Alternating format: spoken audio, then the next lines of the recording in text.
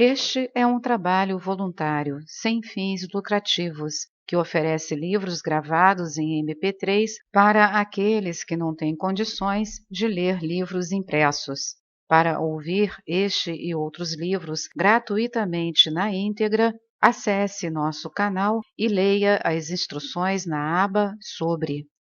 Este livro foi gravado para uso exclusivo da pessoa com deficiência visual, não podendo ser comercializado de acordo com a Lei nº 9.610, de 19 de fevereiro de 1998.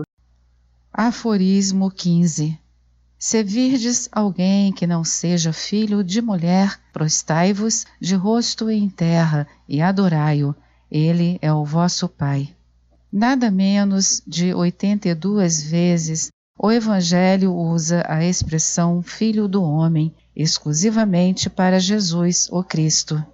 João é o maior dentre os filhos de mulher, mas o Filho do Homem é maior do que ele, está escrito. Em face dos relatos de Mateus e Lucas negando a paternidade de José relativamente a Jesus, deveríamos antes esperar que Jesus fosse chamado filho de mulher. Estranhamente, porém, ele insiste dezenas de vezes no seu título predileto, filho de homem. Para compreender este mistério, temos de remontar milhares de anos. Os dois citados evangelistas traçam a genealogia de Jesus através dos ascendentes de José e depois negam a paternidade física dele. Mas essas duas genealogias, uma desde Abraão, outra desde Adão, têm a finalidade de mostrar através de que canais fluiu o elemento vital que cooperou para a formação do corpo de Jesus. Esse elemento é real, embora não material, uma vez que, segundo os evangelhos, José não teve contato físico com Maria. Já no Gênesis, estava prevista uma geração hominal em vez de animal. Os primeiros seres humanos tinham ordem dos Elohim, as potências divinas, de evolver e multiplicar-se. Mas eles se multiplicaram animalescamente, em vez de primeiro evolverem hominalmente, e por isto veio sobre eles a maldição dos Elohim, que perdura até o presente. Também João, no seu Evangelho, fala de homens que não nasceram da fusão de sangues, nem do desejo do varão, nem do desejo da carne, mas de Deus. No caso de José e Maria, e positivamente de alguns grandes avatares, se atualizou a potencialidade da procriação hominal prevista no Gênesis. Por isto, Jesus se intitula constantemente Filho do Homem, hominalmente gerado, e não animalmente, como outros homens, que, segundo ele, são filhos de mulher. No caso da misteriosa entidade de Melquisedeque, não houve sequer procriação hominal, tanto assim que os livros sacros afirmam que ele não tinha geração humana. A procriação genuinamente hominal parece efetuar-se não através do corpo material, como no animal e no homem de hoje, mas através do corpo astral ou bioplásmico, como no caso de Jesus, onde esse fator vital é chamado sopro sagrado e potência suprema. A doutrina teológica de que Maria tenha sido fecundada pelo Espírito Santo é mitologia. Em caso algum, pode uma mulher humana ser fecundada por uma entidade puramente espiritual. O pneumagion de Lucas é o elemento vital de José, que através das genealogias milenares referidas por Mateus e Lucas, se refinou e atuou sobre Maria no momento em que o Verbo se fez carne. O esposo divino de José realizou a fecundação, razão porque Jesus se chama Filho do Homem, produto de uma geração 100% hominal, que por isto é antes uma criação do que procriação. A humanidade atual só se transanimalizou do pescoço para cima, despertando a inteligência. Mas da cabeça para baixo continua animal. O Filho do Homem, porém, é a antecipação de uma nova humanidade, e por isto devemos prostrar-nos diante dele como diante de um homem plenamente realizado. Aforismo 16. Talvez os homens pensem que eu vim para trazer paz à terra, e não sabem que eu vim para trazer discórdias à terra, fogo, espada e guerra. Haverá 5 numa casa, 3 contra 2, 2 contra 3, pai contra filho e filho contra pai, e serão solitários. Palavras análogas aparecem em diversos evangelhos. Quando desperta no homem o Cristo interno, logo o ego humano se revolta contra o eu divino, tentando impedir uma subversão. Porquanto, como diz o Bhagavad Gita, o ego é o pior inimigo do eu, embora o eu seja o melhor amigo do ego. Sendo que o ego anticrístico é o dominador deste mundo, o poder das trevas, sendo que o ego tem poder sobre vós, é inevitável que o homem profano não tolere ser deposto do seu governo pelo homem sagrado, mobilizando contra o homem crístico todas as hostes anticrísticas.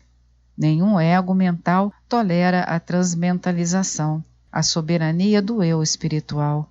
Toda a estratégia do anticristo é uma guerra contra o Cristo em todas as frentes. O Cristo é considerado como um invasor ilegal nos domínios do anticristo. E não raro, essa guerra do ego contra o eu se projeta também para o plano externo e social, dentro da mesma família, quando em alguns dos seus membros o eu crístico já despertou e em outros continua a dormir. Neste sentido, afirma Jesus, os inimigos do homem são os seus companheiros de casa. Inúmeras experiências na vida de cada homem comprovam essa discórdia entre pessoas da mesma família.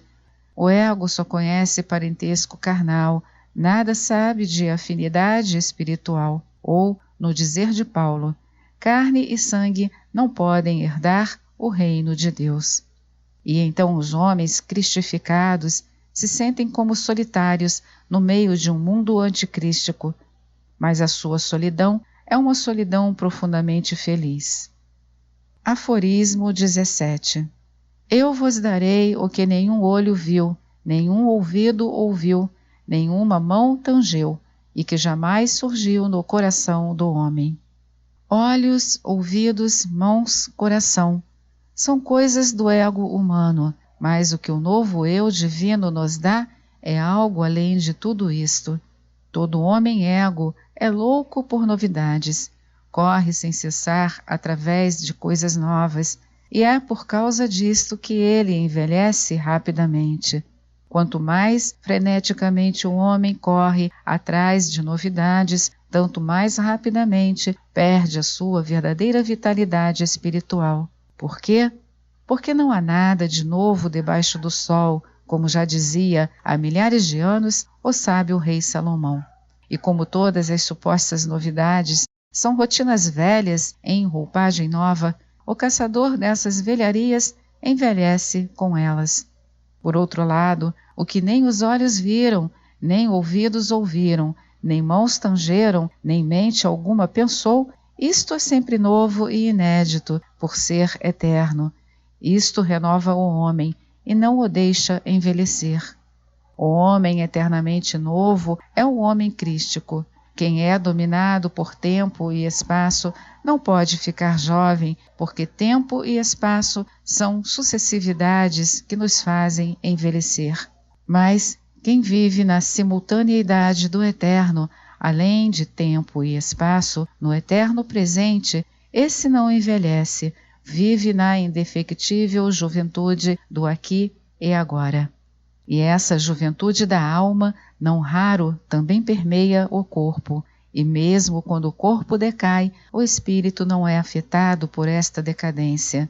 Tão intensa foi a juventude espiritual do Cristo que o seu invólucro humano, Jesus, nunca sofreu o menor impacto de uma doença ou enfermidade, nem a morte tinha poder sobre ele sem o seu consentimento.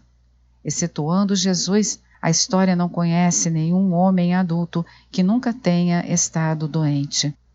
Aforismo 18. Perguntaram os discípulos a Jesus: como será o nosso fim? Respondeu-lhes Jesus: descobristes o princípio para saberdes do fim. Onde há princípio, ali também haverá fim.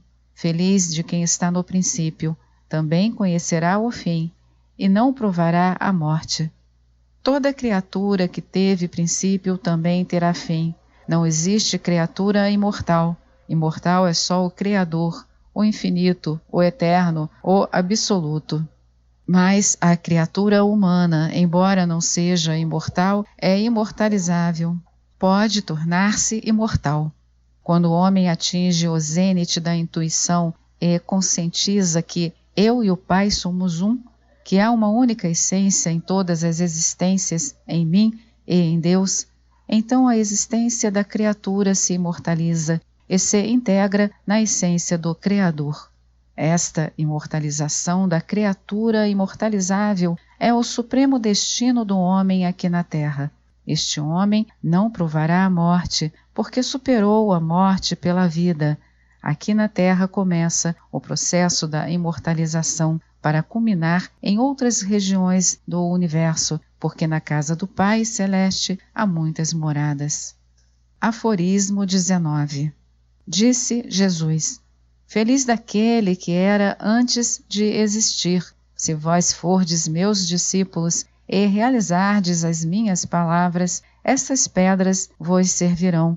Há no vosso paraíso 5 árvores, que não se movem no verão e no inverno, e cujas folhas não caem. Quem as conhecer, esse não provará a morte. O homem é na essência divina do seu ser, antes de existir na existência humana do seu agir. A essência divina da alma vem de Deus, a existência humana vem dos nossos pais e da natureza. A alma é uma emanação individual da divindade universal. O corpo material é apenas uma geração transitória.